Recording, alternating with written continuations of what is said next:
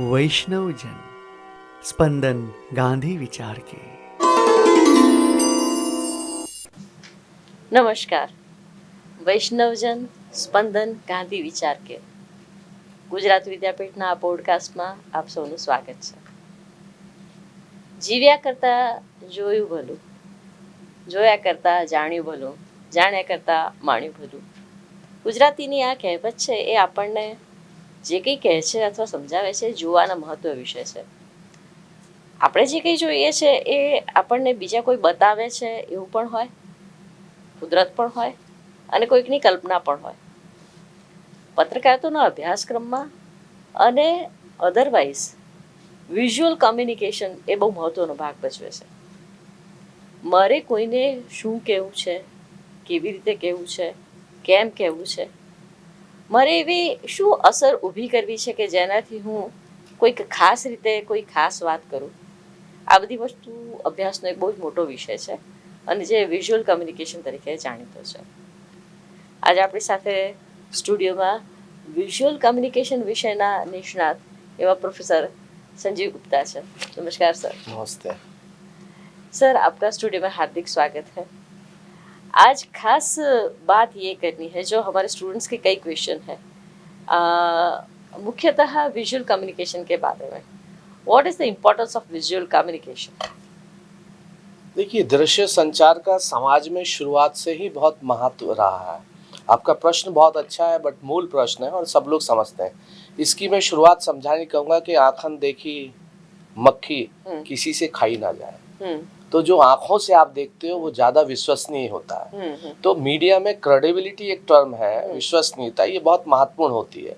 और दृश्य संचार उसी को सशक्त करता है. जो चीज़ आप देख लेते हैं विश्वास हो जाता है. तो कैमरे की दृष्टि से जो कुछ भी आप देखते हैं उस पर विश्वास कर लेते हैं, और जब आंखों से आप देखते हैं तो विश्वास होता है. अब दृश्य संचार को आप यूं समझिए कि जब लिपि का आविष्कार भी नहीं हुआ था, जब भाषा भी समाज में नहीं आई थी, तो जब मनुष्य ने सबसे पहले प्रकृति में जो देखा तो चट्टानों पे भित्ति चित्र अगर आप देखेंगे तो हमारे मध्य प्रदेश में एक जगह है, वहाँ पर जो है भित्ति चित्र है.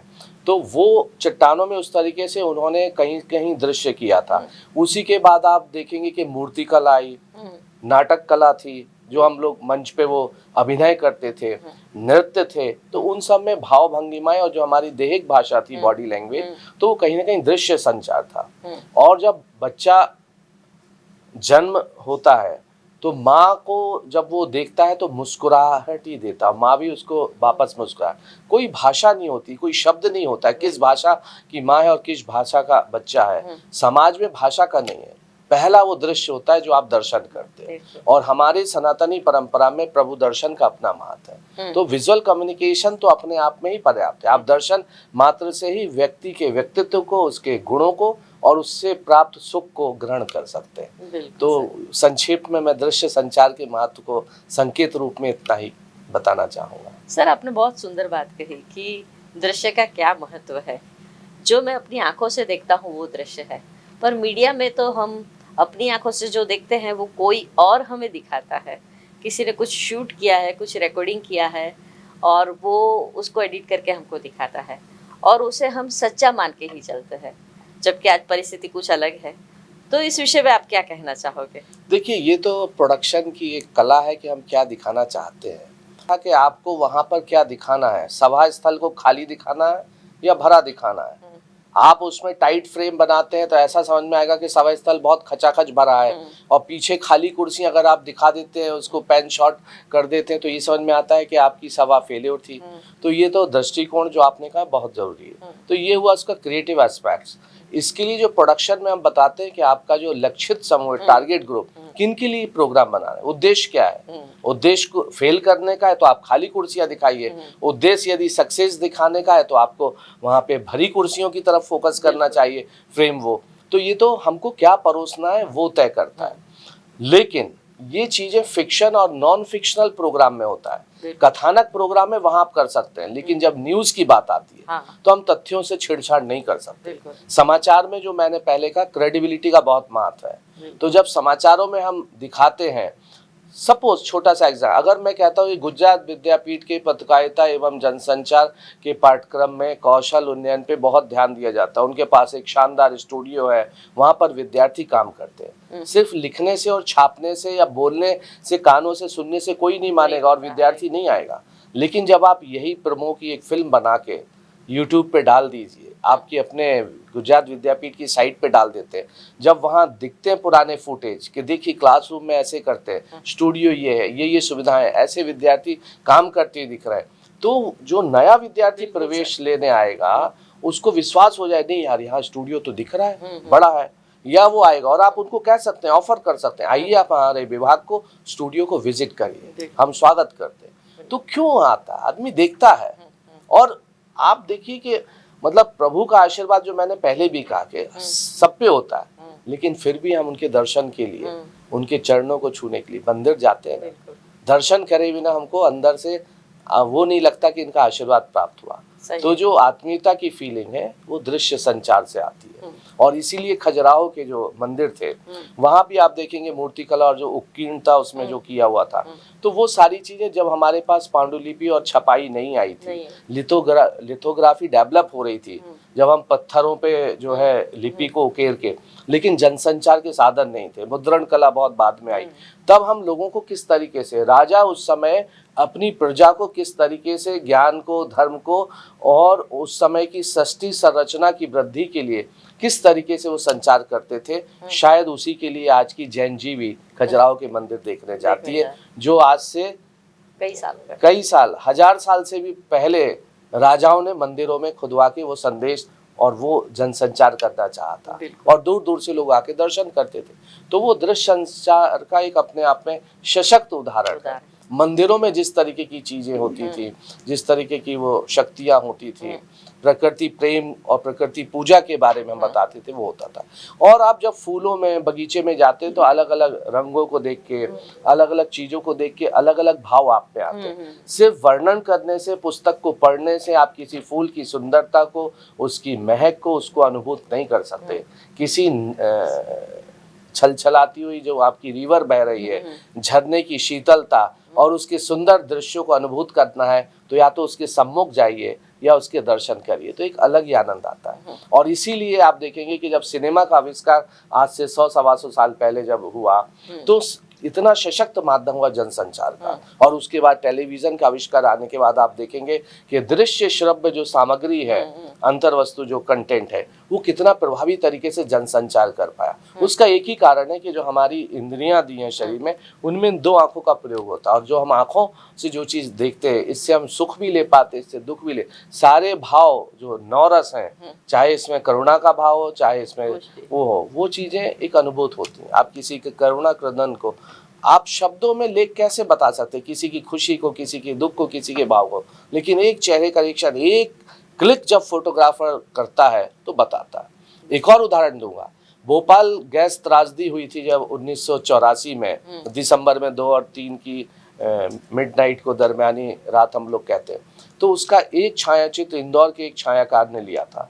आज भी बरसी पे 3 दिसंबर को सारे अखबार, ना सिर्फ नेशनल, अंतर्राष्ट्रीय अखबारों में वही फोटो छपता है, और वो अपने आप में उस ट्रेजेडी को बयां कर देता है। कोई शब्द नहीं चाहिए, कोई कैप्शन नहीं चाहिए, कोई 2 पैरे की खबर नहीं चाहिए, एक फोटो बयां कर देता है। बिल्कुल सर। और आप देखिए, कोई भी, चाहे आपकी मैगजीन हो मुद्रित माध्यम में या कोई भी अखबार हो, फर्स्ट पेज पे या कवर पेज पे बिना फोटो के आप बता दीजिए अगर सफल हुई हो, एक फोटो होती जो उस मैगजीन की सेल बढ़ा देती। कंटेंट और पन्ने तो बाद में पलटे जाते हैं, उसकी जो फ्रंट कवर पेज की फोटो है, जो दृश्य संचार का उदाहरण है। इसलिए हम लोग कहते हैं एक तस्वीर या एक फोटो 10,000 शब्दों के बराबर होती है। 10,000 शब्दों में जो संचार नहीं हो सकता, वो एक तस्वीर, एक क्लिक, एक कैमरा पर्सन का चयन किया हुआ फ्रेम सही दृष्टि से संवाद, संप्रेषण प्रभावी तरीके से समाज को दे सकता है। बहुत बढ़िया सर, बहुत बढ़िया सर।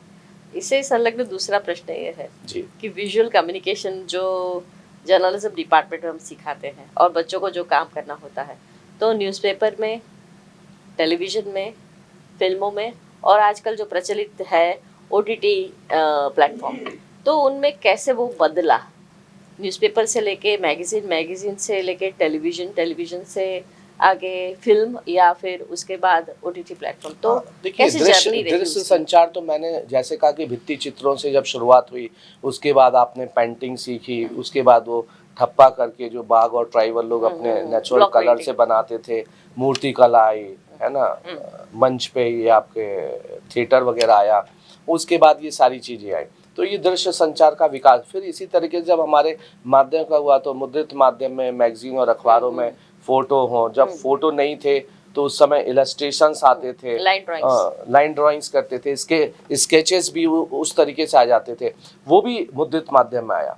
उसके बाद फिर आपका टेलीविज़न में जो है इनका आया, लेकिन उस समय ट्रेन प्रोफेशनल नहीं थे। जब टेलीविज़न की शुरुआत हुई, भारतीय फिल्म एवं टेलीविज़न संस्थान जब 1960 में शुरू हुआ तो वहाँ पर फैकल्टीज और ट्रेन प्रोड्यूसर की कमी थी, तब बीबीसी में ट्रेनिंग के लिए भेजना पड़ता था। लेकिन धीरे धीरे जिस तरीके से पत्रकारिता जनसंचार के विभाग खुले और वहाँ पर जब इस तरीके से प्रशिक्षित शिक्षक आए तो उन्होंने उसको एक विजुअल लैंग्वेज होती है, विजुअल ग्रामर होती है, उसको विधिवत पढ़ाना शुरू किया। उसके कुछ नियम होते हैं, फ्रेमिंग आप कैसे करो, नोज रूम कितना दो, टॉकिंग स्पेस कितना दो, वॉकिंग कितना दो, फ्रेमिंग में भी शॉट्स अलग अलग इमेज साइज है, कंपोजिशंस के रूल्स हैं उसमें, कैमरा प्लेसमेंट है, कैमरा एंगल्स का अपना महत्व है कि आप हाई एंगल पे यदि कैमरे को शूट करते हो तो किस तरीके से वो कम्युनिकेट करता है, लो एंगल पे यदि कैमरे को उसी को शूट करोगे तो वो क्या इम्पैक्ट डालेगा, क्या कम्युनिकेट करेगा, नॉर्मल एंगल से क्या करेगा, कैंटेड एंगल क्या बताता है, कैमरा मूवमेंट्स की अपनी लैंग्वेज है कि आप पैन मूवमेंट देते हो, टिल्ट मूवमेंट देते हो, डॉली इन शॉट देते हो, जूम इन देते हो, तो क्या फ़र्क है।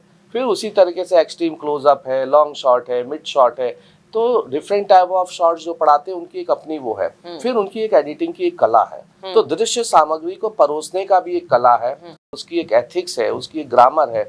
उसको पढ़ के उसके तरीके से जब आप परोसते हो तभी एक प्रभावी, हम कहते हैं कि दृश्य श्रव्य कंटेंट आप क्रिएट करते हो, एक प्रोग्राम अच्छा तभी माना जाता है। तो ये तो टेलीविजन की बात हुई। अब टेलीविजन में भी क्या हुआ कि हमारे कैथोड ट्यूब से आके प्लाज्मा स्क्रीन और उसको हम लोग एलसीडी को छोड़ के अब एलईडी स्क्रीन आ गए, और उनकी साइज आप देखेंगे कि जैसे थिएटर में बड़े होते थे तो अब बड़े बड़े साइज की स्क्रीन दीवारों में, तो उसमें रिजोल्यूशन पे बहुत ध्यान देना पड़ रहा है, ग्रेन्स ना आए, तो आपको पिक्चर क्वालिटी बहुत अच्छी चाहिए तो उसके लिए डिजिटल कैमरे से शूट हो, कलर क्वालिटी पे फोकस करना पड़ता है, लाइटिंग्स का पूरा ध्यान देना पड़ता है, कंपोजिशन का, क्योंकि अभी वो छोटा स्क्रीन नहीं है। पहले टेलीविजन स्क्रीन हुआ तो उसकी भी एक साइज थी, फिर अभी मोबाइल आ गया, तो मोबाइल तो हमारा कन्वर्जेंस मीडिया का साधन है, जो ओटीटी और हॉटस्टार जो देख रहे हैं, तो उनमें तो डिजिटल माध्यम, और डिजिटल में जनरेशन लॉस नेग्लिजिबल है, 0.001% हम कहते हैं जनरेशन लॉस होता है। तो क्वालिटी जैसी शूट होती वैसी कितनी भी बार कॉपी करो, कितनी जगह हम फॉरवर्ड करते हैं वीडियो या क्लिप्स को, सेम क्वालिटी का फॉरवर्ड, उसमें क्वालिटी डिटोरिएट नहीं होती है। तो इक्विपमेंट्स हमारे डिजिटल हुए हैं, उनको शेयरिंग करने की टेक्निक डिजिटल हुई है, कंटेंट भी डिजिटल हुआ है। तो आज आप देखेंगे कि हम 4K कैमरे से शूट करते हैं। 4K कैमरे इतने तगड़े हैं कि अभी जो मैंने शेविंग की हुई है शायद मॉर्निंग में, तो अगले 4 घंटे में मेरी यहाँ पे ग्रीनिश इफेक्ट दिखने लगेगा, क्योंकि वो बारीकी से देखता है आपकी स्किन के जरा भी। तो टेलीविजन की जो बेसिक इसमें रिक्वायरमेंट है कि स्ट्रेट मेकअप या बेसिक मेकअप देनी चाहिए, तो कहने का आशा है कि इतनी हाई रेजोल्यूशन के कैमरे आ गए हैं, चाहे 4K हो या मिररलेस कैमरे, जो टेक्नोलॉजी अभी लेटेस्ट यूज हो रही है, तो उसमें बहुत अच्छी शार्पनेस आ रही है, कलर क्वालिटी बहुत अच्छी आ रही है, और रियल में स्क्रीन के सामने जैसे हमारा सब्जेक्ट होता है सेम क्वालिटी का विजुअल्स वो रिप्रोड्यूस कर रहा है। तो आज ऑडियो विजुअल प्रोडक्शन ना सिर्फ टेक्नोलॉजी वाइज एडवांस हुआ है, रियल के करीब पहुंचा है, वास्तविक के करीब पहुंचा है, ना सिर्फ गुणवत्ता में बल्कि उसके रंगों में भी और फ्रेमिंग में भी। और जब ट्रेंड लोग आ गए हैं, कैमरे को चलाने वाले, कैमरे को समझने वाले, प्रोग्राम को बनाने वाले प्रोड्यूसर्स आज ट्रेंड हैं, तो उनको जो मैंने पहले कहा था विजुअल्स की जो अपनी ग्रामर है, जो एथिक्स है, चाहे फ्रेमिंग की समझ हो, चाहे कैमरा एंगल्स की समझ हो, कैमरा मूवमेंट्स की, वो ट्रेंड होके आते हैं। तो आज आप देखेंगे कि छोटी छोटी फिल्में जो डालते हैं यूट्यूब पे, जैन जी शानदार फिल्में बना रहे हैं, मैसेज भी बहुत दमदार है उसमें, और ऑडियो विजुअल कंटेंट वाइज भी बहुत अच्छे, और एडिटिंग टेक्निक्स भी शानदार है। उसके लिए भी बहुत सारे सॉफ्टवेयर आ गए हैं, तो उसमें चाहे वो काइन मास्टर हो, आपने देखा कोरोना के समय जब ऑनलाइन क्लासेस हो रही थी तो हमने अपने स्टूडेंट से 200 असाइनमेंट्स कराए थे ऑनलाइन, घर बैठ के मोबाइल से शूट किया उन्होंने, और काइन मास्टर पे एडिट करके सबमिट किया और उसके आधार पे असेसमेंट हुआ, उनके जो स्किल टेस्ट हुआ, लैब टेस्ट, जो स्टूडियो उस समय बंद थे, यूनिवर्सिटीज बंद थी, लेकिन घर में बैठ के भी उन्होंने असाइनमेंट्स किए, उनको दिया, गाइडेंस देते थे ऑनलाइन, और माइक्रोसॉफ्ट पे बहुत सारी क्लासेस हुई। तो ये कहीं ना कहीं जो डिजिटल उसका है, हमने फायदा लिया, सोशल मीडिया का लाभ लिया। अच्छा, तो इससे एक और प्रश्न है कि कैमरा जो दिखाता है वो कैमरामैन दिखाता है या डायरेक्टर है उसको जो चाहिए वो कैमरामैन दिखाता है? और इससे संलग्न दूसरी बात, सिनेमेटोग्राफर का क्या खास रोल रहता है? दोनों एक ही पक्ष के दो पहलू हैं, उनमें ज्यादा फर्क नहीं है। सिनेमेटोग्राफर मतलब कैमरा पर्सन ही हुआ, लेकिन जब हम ग्राफर या ग्राफी कहते हैं तो एक कला होती है। तो कैमरा तो इक्विपमेंट है, एक उपकरण है, लेकिन उस उपकरण का कितने कलात्मक तरीके से आप प्रयोग करते हैं, ये सिनेमेटोग्राफर की अपने भीतर की जो उसका एस्थेटिक सेंस है, उसका जो दिमाग में सौंदर्य बोध है। क्योंकि मनुष्य के ब्रेन में हम दो भागों में बांट देते हैं, एक तरफ उसका लॉजिकल सेक्शन है, एक तरफ उसका एस्थेटिकल सेक्शन कहते हैं। लॉजिकल सेक्शन तार्किकता बताता है, जो सिद्धांत पक्ष के उत्तर अच्छा देता है, लेकिन जो उसका एस्थेटिकल सेक्शन है ना, तो वो जो लेफ्ट साइड का है वो सौंदर्य बोध को बताता है। तो कैमरा पर्सन में वो सौंदर्य बोध होता है, वो फ्रेमिंग, हर एक का एक अपना फ्रेम होता है कि मैं ऐसा फ्रेम लूंगा यार, इसको मैं ऐसे मूव करूंगा, मेरा कैमरा प्लेसमेंट यहाँ होगा, कैमरा एंगल ये होगा, सबका वो है। जैसे भोजन बनाने में हर एक के घर में बोलता है मेरे को अपनी माँ के हाथ की चपाती और कड़ी बहुत अच्छी लगती है। अब हर माँ कड़ी अच्छी बनाती है, लेकिन बच्चे को वो क्यों लगती है? कड़ी में कंटेंट भी वही है, लेकिन जो हाथ का स्वाद है, सौंदर्य बोध है कि मेरे बालक को क्या पसंद है। तो हर माँ अपने बच्चे को बचपन से जानती है कि इसको इसमें मिर्ची ज्यादा पसंद है या इसमें इसको हींग का स्वाद ज्यादा पसंद है, और वैसा छौंका लगाती है। छौंका हर घर में लगेगा, तो सेम छौंका जो टेस्ट है, रस और स्वाद का मामला टेस्ट है, तो ये भी कैमरे पर्सन का अपना एस्थेटिकल टेस्ट है कि वो फ्रेमिंग कैसा दे, विजुअल्स जो कंटेंट रिकॉर्ड कर रहा है वो कितना टेस्टफुल बनाए। Tasteful in the sense creative angle से, how strong aesthetically it is.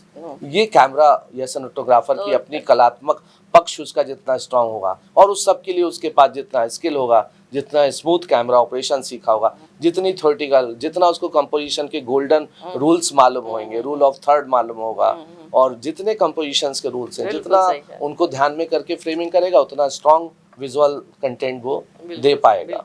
और फिर एडिटर है, उसके पीछे डायरेक्टर है। प्रोडक्शन हम लोग कहते हैं कि इंडिविजुअल किसी की क्रेडिट नहीं होती, it's a team work. Production एक पूरी टीम वर्क करती है, जहाँ डायरेक्टर से लेके जो स्पॉट बॉय होता है, या जो हमारी ओवी वैन का ड्राइवर होता है, या सपोर्टिंग स्टाफ, उसका भी है कि उसने वक्त पे चाय दी तो ही मूड है। लेकिन क्रिएटिव चीजों में उसको पता हो कि हमारी टीम में किसको क्या लगता है, और वक्त पे देना, क्योंकि वहां पे एक एक मिनट सबका क्रिएटिव, और क्रिएटिव माइंड्स बिफरना नहीं चाहिए। क्रिएटिव पर्संस को टैकल करना एक प्रोडक्शन मैनेजर की जिम्मेदारी मानी जाती है। उसका रोल ये है, क्रिएटिव लोगों का मूड भी बहुत जल्दी उखड़ता है, तो उनके मूड बना रहे, वो टेम्पो बना रहे, वो पेसिंग डिस्टर्ब ना हो, इसका पूरा ध्यान देना ही अपने आप में एस्थेटिक है। Wonderful sir, thank you so much sir. आपने इतनी सारी बातें अच्छे से वीव करके दी कि विजुअल कम्युनिकेशन के फील्ड में जो कुछ भी हमारा डायलेमा था कि डायरेक्टर इम्पोर्टेंट है या कैमरा पर्सन इम्पोर्टेंट है, या it's all team work, it's all team work. Director को हम कैप्टन ऑफ शिप कहते हैं। जहाज एक नहीं चलाता, कैप्टन एक होगा, स्टीयरिंग है, लेकिन पूरी टीम होती इतने। तो प्रोडक्शन भी एक जहाज के समान है, और सबकी इनपुट से ही वो चलता है। बहुत बढ़िया प्रोडक्शन होगा। Thank you so much sir, thank you for the wonderful details. મિત્રો, આજે સર સાથે આપણે જે વાત કરી એનાથી તમને એવો ઘણો અંદાજ આવ્યો હશે કે કોઈ પણ એક ફિલ્મ બને એ ટેલિવિઝન માટે હોય, ફિલ્મ ઇન્ડસ્ટ્રીની ફિલ્મ હોય, એક પ્રોફેશનલ કમર્શિયલ ફિલ્મ હોય, કે ઓટીટી પ્લેટફોર્મ પર આવતી કોઈ વેબ સિરીઝ હોય 7-8 એપિસોડની, કે તમે કે મેં પાડેલો મોબાઈલથી લીધેલો એક નાનકડો ફોટો હોય, મુદ્દો એ છે કે કોઈક એક જણનું સર્જન નથી, કોઈક એક જણનું ક્રિએશન નથી, એમાં ઘણા બધા એફર્ટ્સ લાગે છે, અને આ દરેકના એફર્ટ્સ ઇમ્પોર્ટન્ટ છે, દરેકના પ્રયત્ન મહત્ત્વના છે। પ્રોડક્શન વિશેની, વિઝ્યુઅલ કમ્યુનિકેશન વિશેની અને આવી ઘણી બધી મહત્ત્વની વાતો એઝ એન્ડ વેન જ્યારે આપણને કોઈક સરસ સ્પીકર્સ મળશે, નોલેજેબલ પ્રોફેસર મળશે, તો એમની સાથેથી વાત જાણીને તમારા સુધી પહોંચાડવાની કોશિશ કરીશું। અમારા આ પોડકાસ્ટ સાથે જોડાયેલા રહેજો, તમે જોજો અને બીજા ઘણા બધાને ફોરવર્ડ પણ કરજો। શક્ય છે કે આ માહિતી કોને ક્યારે ક્યાં કેટલી ઉપયોગી થઈ પડે। આજે અટકીએ અહીંયા. નમસ્કાર. वैष्णवजन स्पंदन गांधी विचार के.